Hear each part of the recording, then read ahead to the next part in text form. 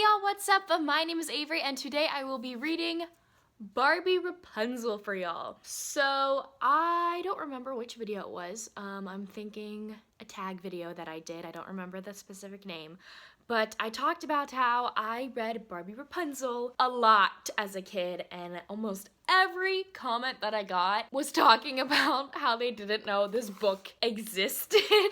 So I brought it from home and decided that I would read it to y'all because I loved it so much as a kid. Yeah, I'm gonna read it for y'all and it's gonna be fun. I haven't read this book in a while, so let's go. Oh my god. You know where they have like the inside cover? They have like this book belongs to, and then you can like write your name.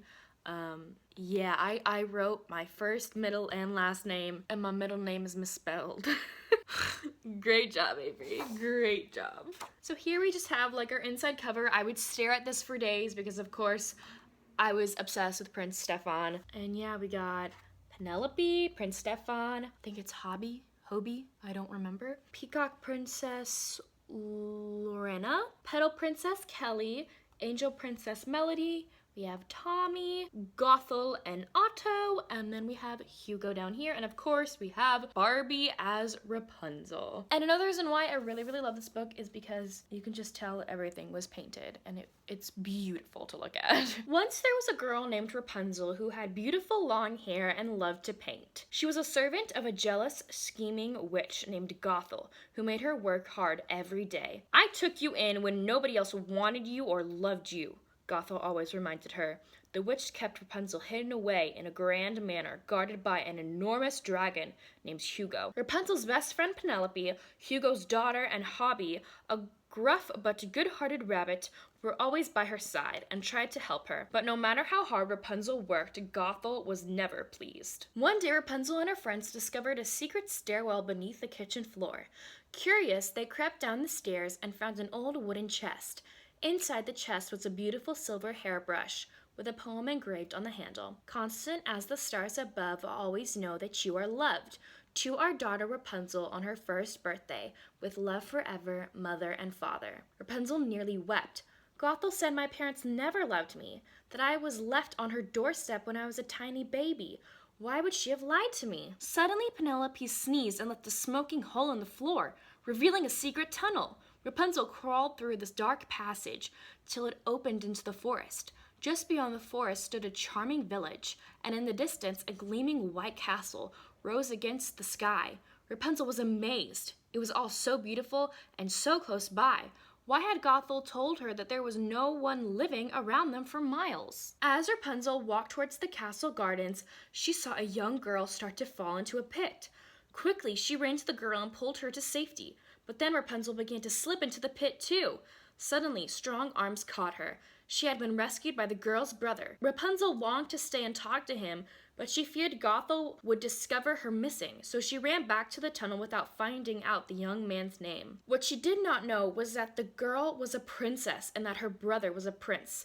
Prince Stefan. Back at the manor, Gothel's spying ferret Otto had already tattled on Rapunzel, and the witch was waiting for her when she returned. "How dare you?" Gothel fumed. "What are you hiding?" Rapunzel asked her. "You can't keep me locked away from the world forever." "Watch me," grinned Gothel. With a magical bolt from her fingertips, she made the door disappear, the stairs vanish, and the wall grow. Gothel then destroyed Rapunzel's easel and paints. The long-haired beauty found herself trapped in a tall tower. Gothel called Hugo to her. "See to it that she stays put, or else," the witch warned him. Meanwhile, Stefan rode far and wide searching for the beautiful girl who had rescued his sister. He wanted to thank her by inviting her to a masked ball in celebration of his birthday, and he also feared for her safety. For years after his father, King Frederick, had been feuding with King Wilhelm. Stefan didn't know why, but he did know that Wilhelm was preparing to attack the village. The forest was not safe. "I've got to find her," he declared. That night, Rapunzel dreamed that the handsome young man she had met earlier that day had come to rescue her. "Rapunzel, Rapunzel, let down your hair," he called to her. Rapunzel's long hair reached the ground, and Prince Stefan began to climb up. But Rapunzel's dream turned into a nightmare as Gothel appeared. Rapunzel woke with a start and looked out the tower window, where Hugo swooped by, eyeing her carefully. She then looked at the hairbrush in her hand and read the poem engraved on the handle. "I will be free," she said determinedly, and slipped back into bed. While she slept, a shooting star transformed her hairbrush into a magical paintbrush. The next morning, Penelope and Hobby brought Rapunzel new paints to cheer her up. It was then that Rapunzel discovered that her hairbrush had changed into a paintbrush. Curious, she dipped the brush into the paint and began painting a mural of the garden where she had met Prince Stefan. When she was finished, Rapunzel and her friends were astonished. The paint looked real. Rapunzel touched the painting and her hand passed right through. "Maybe you shouldn't do that," Penelope and Hobby cautioned. But in her heart, Rapunzel knew it was safe. She stepped through the painting right into the garden and onto Prince Stefan's path. "I've been looking everywhere for you," he exclaimed. He handed her a scroll with an invitation to the masked ball. Before he could say another word, Penelope popped through the painting and appeared before Rapunzel and Stefan.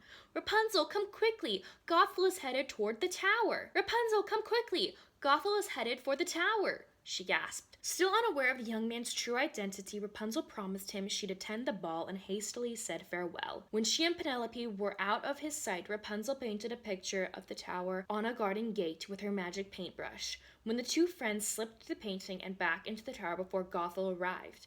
Later that day, Rapunzel began to paint dresses for the ball with her magic paintbrush. Penelope and Hobby helped her design the perfect one. "I feel like a princess," Rapunzel cried.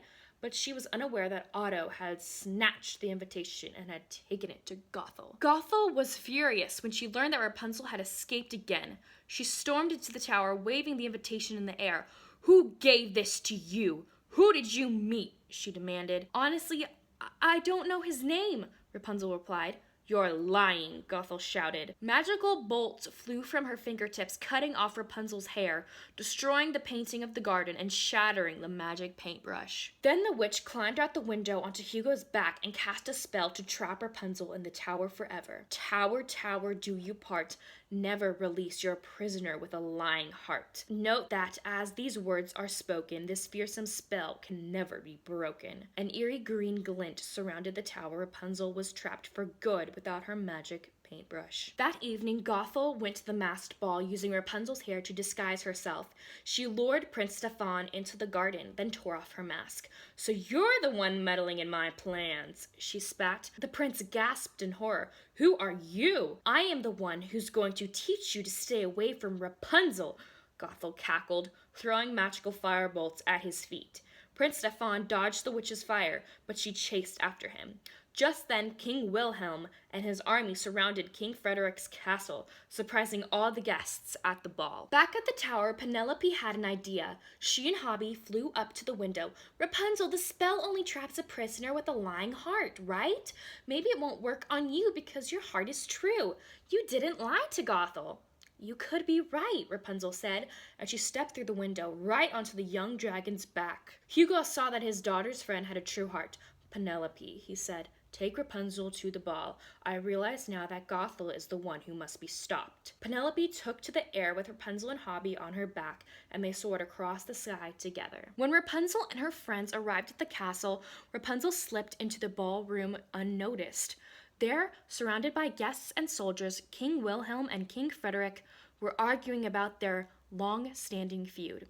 "You kidnapped my daughter," King Wilhelm accused King Frederick. "You will pay for—" "No, I kidnapped her," Gothel interrupted, making her way through the crowd. She explained she had always loved Wilhelm, but he married another, so in anger she kidnapped his child and blamed King Frederick to start a feud between the kings and have them destroy each other. "I simply took what was mine," said Gothel.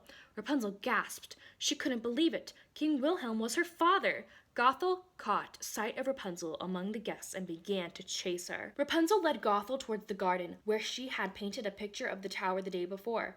When Rapunzel reached the open gate, she turned and pleaded, "Please, Gothel, stop all of this. No more hatred. I'll forgive you." "Never," the witch hissed and stormed after her. But as Gothel reached the gate, Penelope and Hobby slammed it shut in front of her, and she was immediately transported through Rapunzel's painting back into the tower. Gothel was trapped forever by her own spell. After all, she was the one with a lying heart. Rapunzel was reunited with her family. "Your mother and I have never stopped thinking of you," King Wilhelm said. "Our love is constant.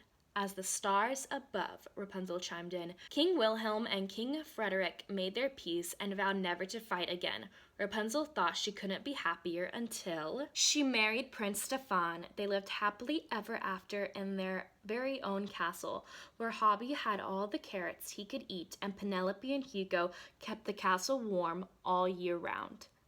The end. Look how pretty this painting is! So there you have it.